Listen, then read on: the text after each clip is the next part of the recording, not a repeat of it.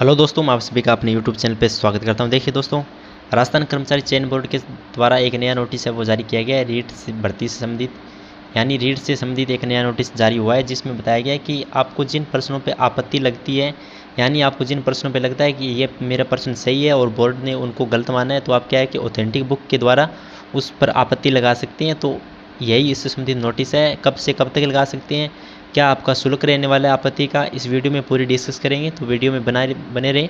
तो वीडियो को शुरू करते हैं। सबसे पहले देखिए यहाँ पर बताया गया है, वीडियो को देखिए। ये नोटिस पूरा आपको मैं बताता हूँ। बोर्ड द्वारा दिनांक 25/3/2023 और 26/3 ये देखिए यहाँ पर बताया गया कि आपकी परीक्षा करवाई गई थी और परीक्षा कोड ये था। लेवल फर्स्ट हो गया, लेवल सेकंड हो गया और नीचे इसमें बताया गया, देखिए ये यहाँ तक बताया परीक्षा के द्वारा बताया गया मास्टर प्रश्न पत्रों। अब देखिए जो आंसर की भी इनके द्वारा जारी की गई थी वो भी दिनांक बता दी गई है। मास्टर प्रश्न पत्रों था इनकी प्रारंभिक उत्तर कुंजी बोर्ड की वेबसाइट, इन पर आप जाकर देख सकते हैं अगर नहीं देखी है।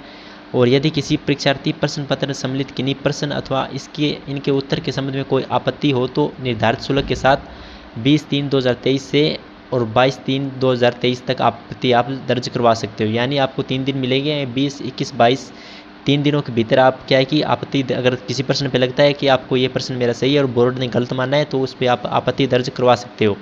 अब नीचे इनके द्वारा बताया गया है कि देखिए परीक्षार्थी को परीक्षा में अलग अलग सेट का प्रश्न पत्र उपलब्ध कराए गए हैं। अपलोड किए गए मास्टर प्रश्न पत्र पर उनके उपलब्ध कराए गए प्रश्न पत्र के सभी प्रश्न अलग अलग क्रमांक पर सम्मिलित है। यानी आपका जो पेपर है आपके पास उसमें अलग नंबर पे प्रश्न है और जो मास्टर पेपर है उसमें अलग नंबर पे प्रश्न आपके मिलेंगे।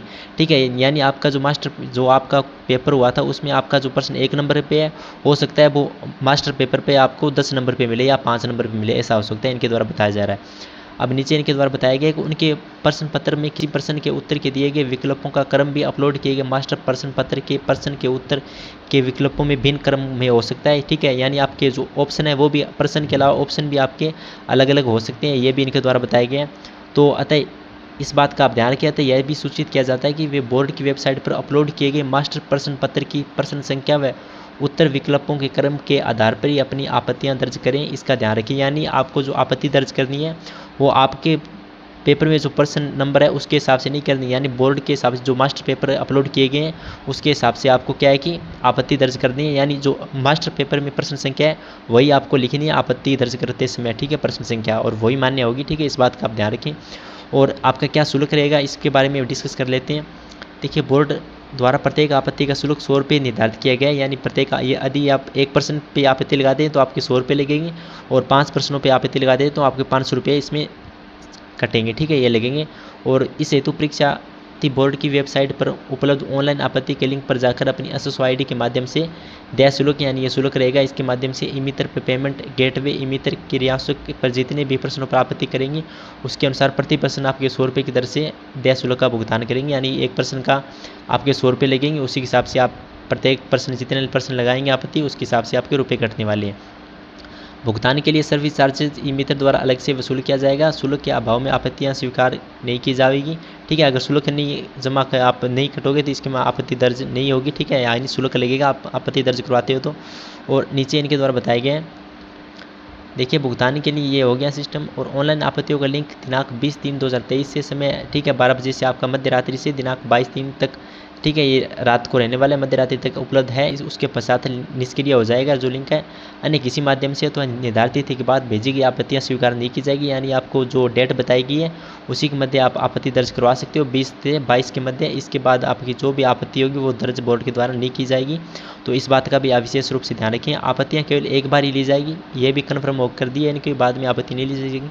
और आपत्तियों के लिए पोर्टल स्टैंडर्ड ऑथेंटिक पुस्तकों के प्रमाण ही ऑनलाइन संलग्न करें। ऐसे प्रमाण के प्रत्येक पृष्ठ पर अपना देखिए रोल नंबर लिखना है आपको और संबंधित प्रश्न की क्रम संख्या लिखकर ही अपलोड करें।